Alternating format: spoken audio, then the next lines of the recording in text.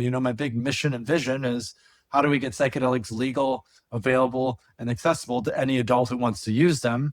And in my perspective, microdosing is the safest way to do that. And I think one thing that's been unfortunate, I would say, is there hasn't been a lot of research carried out on low dose psychedelic work. Right, a lot of the modern psychedelic research has been focused on high doses of psilocybin, MDMA, LSD, ayahuasca, 5-MeO, DMT.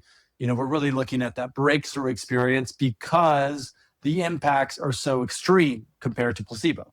But what I think is challenging about that, or potentially problematic about that, is a lot of folks who have never done psychedelics before may be hesitant to go and do a super high dose of psilocybin, as an example. And so I'm really interested in what are ways that we can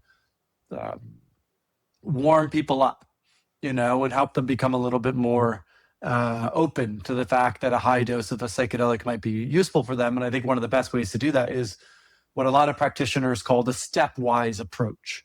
And this is often used in reference to BUFO, 5-MeO DMT, where when someone works with 5-MeO DMT, ideally there's not just a blast off right away, but you're doing low doses until you get to a place where you feel like you can really expand and open up into it. And I think that should be the practice for mushrooms. That should be the practice for LSD. That should be the practice for maybe even ayahuasca in some cases. Right, that stepwise approach I think is really a really useful approach to take. Mm-hmm. That's actually very close to the philosophy that we have here at Loera, where when people come, we don't start with like full guns out, like huge doses of ayahuasca. And like the doses are very controlled and they're very designed for each person. So each night we see like there's couple cups, right? And that's the beauty of ayahuasca, that there is no tolerance. There's actually reverse tolerance. And I have a question to you regarding that. But we start slow and we get people to a certain threshold, but trying not to overshoot it, but also not to undershoot it. Because like if you were to give the same amount of ayahuasca to each participant, enough for everyone to have a breakthrough experience, then you have to take a couple people to a mental hospital next day.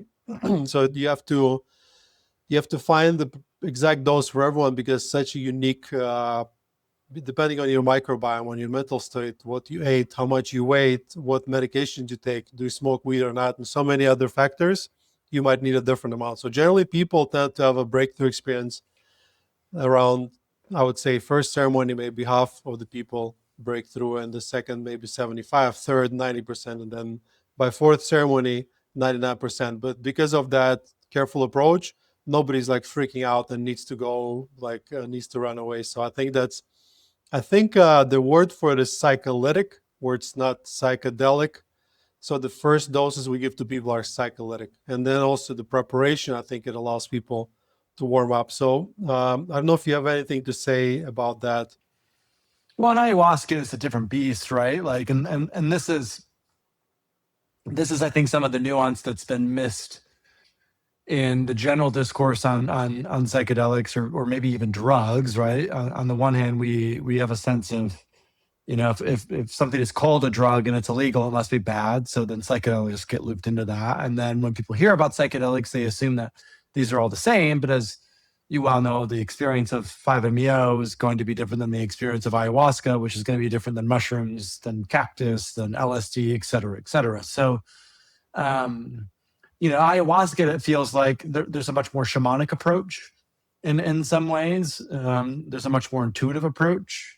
As you talked about, there does tend to be reverse tolerance with ayahuasca, meaning the more you drink, the more sensitive you become to it.